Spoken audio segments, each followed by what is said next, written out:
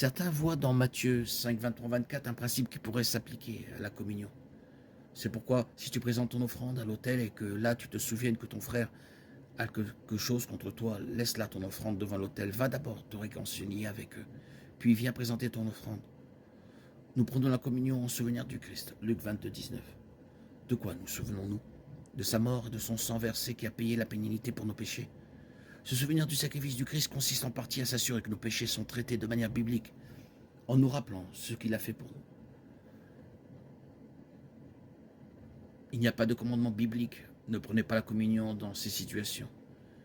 C'est donc une question de conscience et de conviction de la part du Seigneur.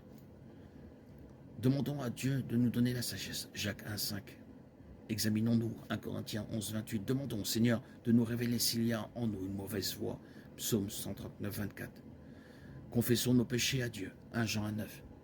Si nous sentons convaincus que quelque chose ne va pas dans notre relation avec Dieu ou avec les autres, il est permis, voire conseillé, de ne pas prendre la communion jusqu'à ce que les choses soient réglées.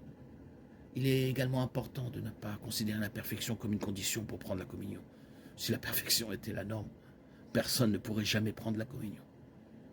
Être prêt à prendre la communion n'est pas une question d'être sans péché ou d'avoir parfaitement réglé les conséquences de chaque péché que nous avons commis. Efforçons-nous plutôt d'être, autant que cela dépend de nous, pleinement réconciliés avec les personnes qui font partie de notre vie.